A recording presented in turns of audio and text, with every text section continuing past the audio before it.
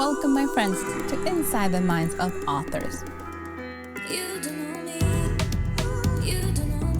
I'm DC Gomez, and I'm thrilled you're joining me today for a fun conversation with a passionate author.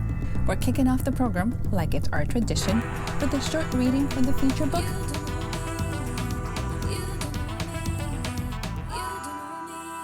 I hope you guys enjoy it. Let's get started. Hello, my name's Leilani Love. I'll be reading from Violica's Dragon, Chapter 2. This book is a paranormal award-winning bestseller in 2016. Chase woke up slowly. The beast within him was getting restless. Ever since the name Violica Gray had appeared on his computer screen with a picture of her and her beautiful violet eyes, his dragon had been wanting out more and more, scratching the surface, pushing him to go out and find her.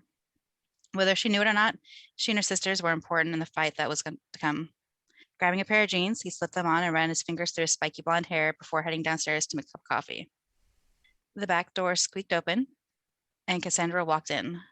Her long blonde hair was down, and she was wearing a pair of skin-tight black leather pants and a green fitted blouse that emphasized her green cat-like eyes.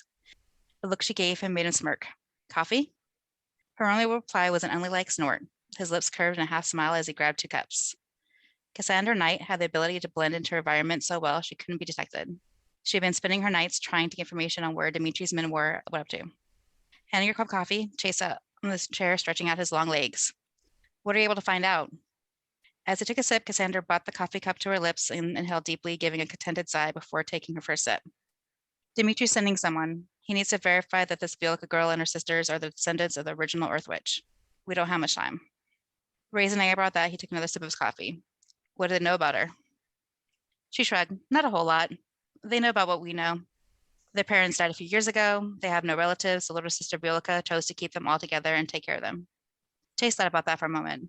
The little bit of information they had gathered so far, all accounts, these girls were living in normal everyday lives. Who would have thought that between them, they'd have the power to find and unleash the power within the Dragon Ruby? The Dragon Ruby was a stone that the gods had made when they agreed to spare the original dragons' lives after they helped kill the Titans. If the power was released from the stone, they would go back from their former size and strength, which in turn would start a war with the humans. Dimitri, the younger brother of the Dragon King, Victor, had decided the dragon's place was to rule the world. Humans were nothing but inferior to them and should bow before them. Getting up, Chase went to the kitchen and put his cup away. So they seem pretty sure that these sisters are the ones. It won't be much longer until they try to take them. Before he even turned, Chase could feel Cassandra watching him, a small smile playing on her lips. He narrowed his eyes. She had been teasing him ever since the strange reaction to Violica's picture. Dimitri knows he has to win them to side. He can't threaten to kill one of them. He needs all 5. Plus, he fears that if he angers them, they'll turn in their powers against him. It's funny to think Dimitri's scared of a 10-year-old girl, Chase said with a bit of a laugh as he tried to picture the big dragon cowering before a child. Shaking her head, Cassandra laughed too. Well, you know what they say about small packages.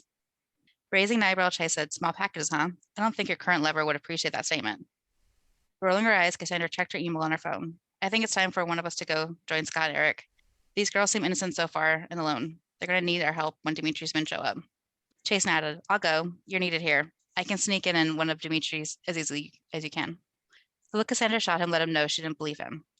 I'm going to go shower and pack some stuff. Would you mind letting Scott and Eric know I'm coming? The past few weeks, Chase had been itching to do something. He was not a man who enjoyed sitting around very, very long. Gathering intelligence was an important part of any mission, but the beast within him was ready to come out and fight. Hi, everyone, and welcome to another episode of Inside the Minds of Authors. And yes, it is birthday celebration still going on. It is Thursday. We are so excited to have a fabulous Leilani. By the way, I am all about dragons. I'm all about fantasy, so you know I am hooked. So we're going to jump right in. Hi, sweetie. How are you? Good. How are you? I am ecstatic that you're joining us in this amazing week. So it's all fabulous. We're going to jump right in, get us started. Tell us about this book. What is it about? I want to hear all the tea. Talk to me. Well, it starts the series, the Dragon Ruby series, and basically it introduces the dragons and these witch sisters who don't know they're witches. I used a lot of mythology to create them. So I used Greek mythology. I talked about killing the Titans. So original Greek mythology, dragons were so large that their wings touch the sky. What I did was I thought, how can we change that? Like, how can we make them so that they could be around today? Because let's be honest, anything that big with cameras today would be seen. So I decided that love always wins, right? So I had one of the dragons get wounded, and the little farm maid helped him out. And when the gods were going to kill them, she actually asked them to spare them. And when they did, they decided to take most of their powers, making them smaller versions. So that way they couldn't take over the world and they wouldn't be so tall. Now they're smaller than a house when they shift. Then I decided witches. I kept having this dream about this girl who was having a nightmare about being chased by a demon. And that is how I introduced my witches and how she slowly discovers that they're all witches. And her violet eyes is part of it as well. What made you decide to make your main characters not know who they are? It's one of those things that you hear a lot. And as they find out, it shapes a lot of the stories. Why would you decide that? They're orphans and they're being hunted. And the reason they don't know is because their parents actually passed away before they would tell them. I So like that twist. They've been in hiding like basically the whole time. The reason they don't know is just because they find something later on, but they thought their mom died and dad died in a car accident, but really they were running away from demons. Ooh, these poor kids. Just goes from bad to worse. So tell me, sweetie, am I assuming there's a series with this? What is the rest of this? Tell me a little bit more. As of right now, there's 7, and there's probably going to be a lot more than that still. The youngest girl in this, or the youngest sister is like 10 years old, and this is a part. You don't want to give these kids romance stories at age 15. So I actually have it where I'm introducing other characters, and there's a whole lot going on. Chase is a dragon shifter, and then I have vampires, I have demons, I have all kinds of other fun things. I have Boudica. I don't know if you know about like Celtic history, but no one really knows what happened to her. Back in the day, she inherited their clan when their husband died, and they were being taken over. So when they attacked her area, no one knows what happened to her. So I made her immortal and gave her some daughters. And that's a book too. You have an entire universe going on and all centered around these witches, which is really, really fun. What age would you say your books are appropriate for? Adults. Adult scenes. That's always a good thing to know, especially if our listeners are going, okay, if I have a child that likes dragons, should I get this? Your child should be over 18. No. Yeah. I had a coworker going, oh, I'm going to buy your book for my daughter. And I went, how old's your daughter? And he's like, what kind of books do you write? I was like, how old's your daughter? It might be a little steamy for your daughter. Let's figure this out. He goes, she's going to college. I'm like, okay, we're fine. It's not a big issue. It's all good. But it's also very good for our audience to have an expectation. What are they expecting? How long have you been writing for, sweetie? So this book I probably published in 2014. I don't think I started writing again until like 2013 though. So when I was in school, it was easy for me to come up with lines and stuff like that, but I never thought about being a writer. My parents are hardworking, they're blue collar workers, I guess was what we'll call them. But even when I wrote my book, my mom was like, well, that's cute, but you can't make a living off this kind of thing. So it didn't dawn on me to actually write a book until I got older. My husband's in the military, moved to a small town, and it just kind of clicked one day.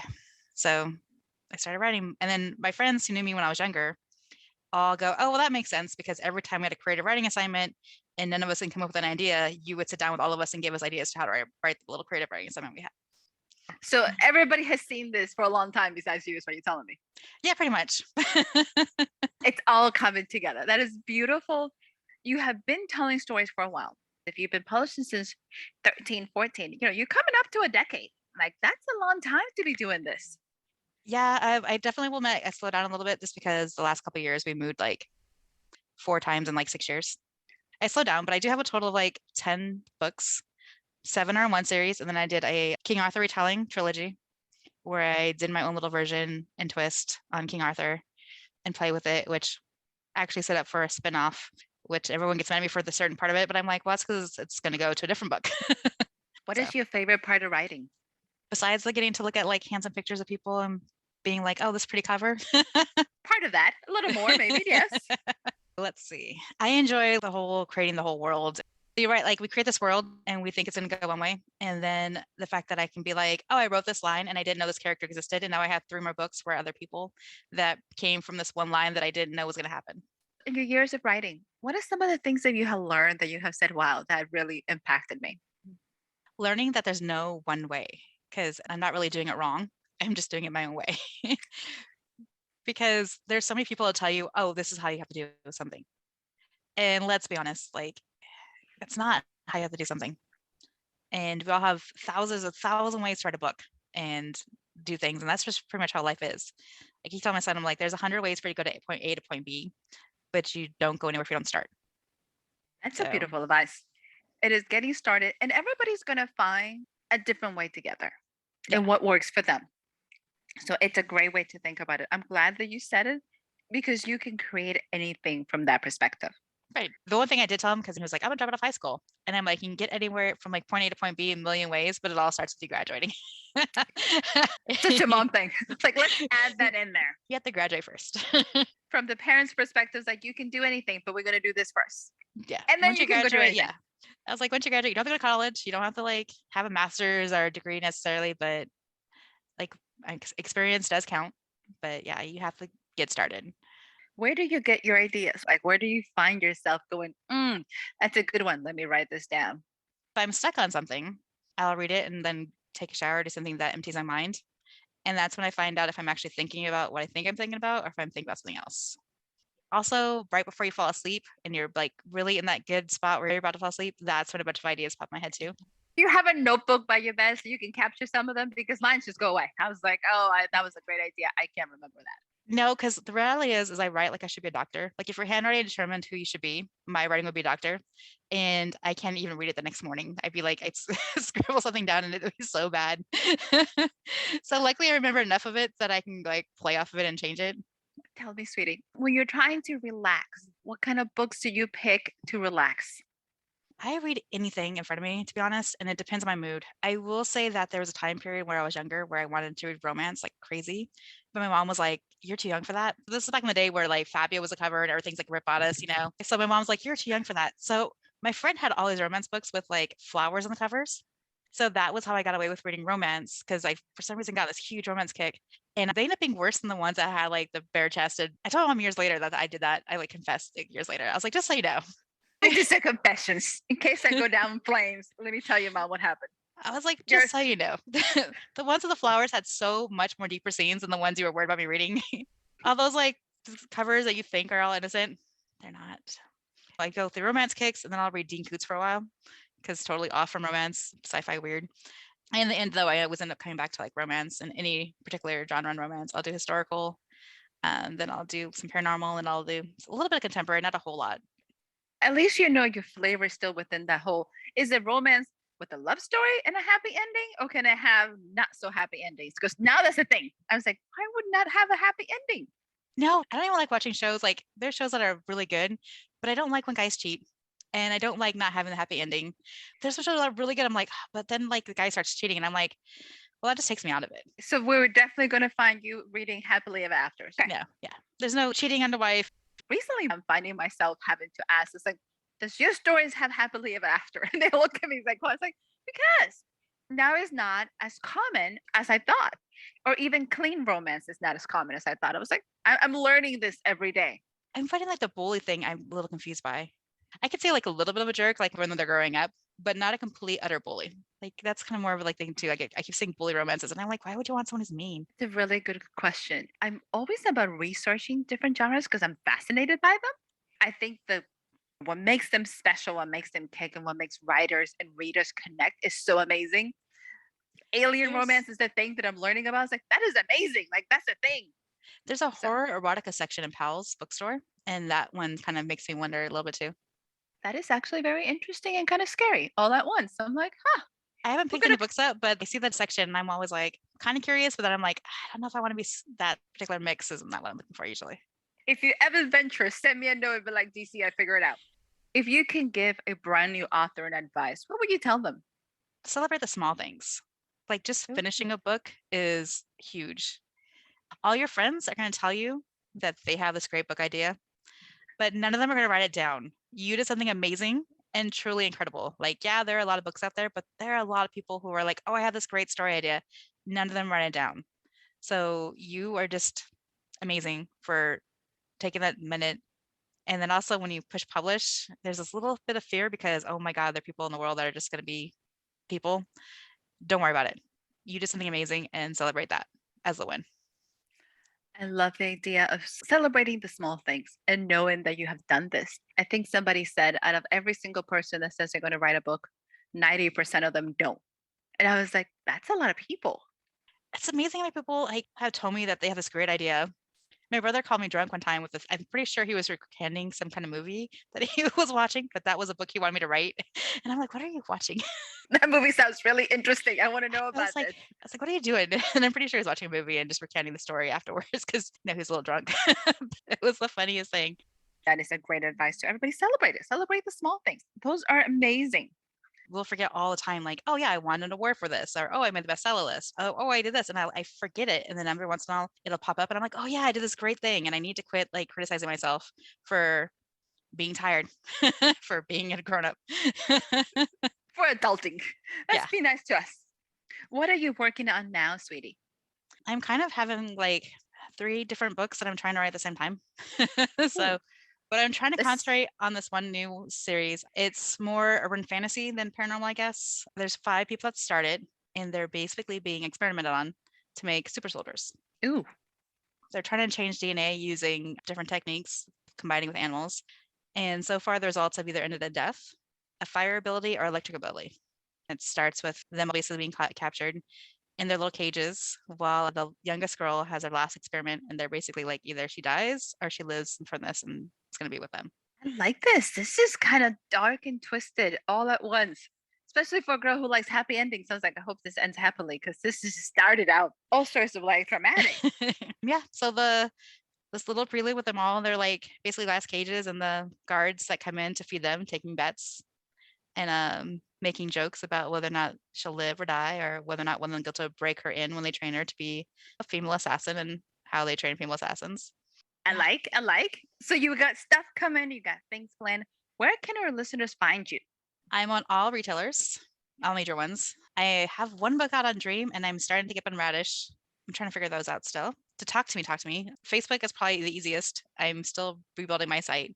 But basically, if you look for Leilani Love, or if you even want to email me, it's leilanilovebooks@gmail.com. Everything comes together with time, so it's all good. So before you leave, are you ready for lightning round? Sure.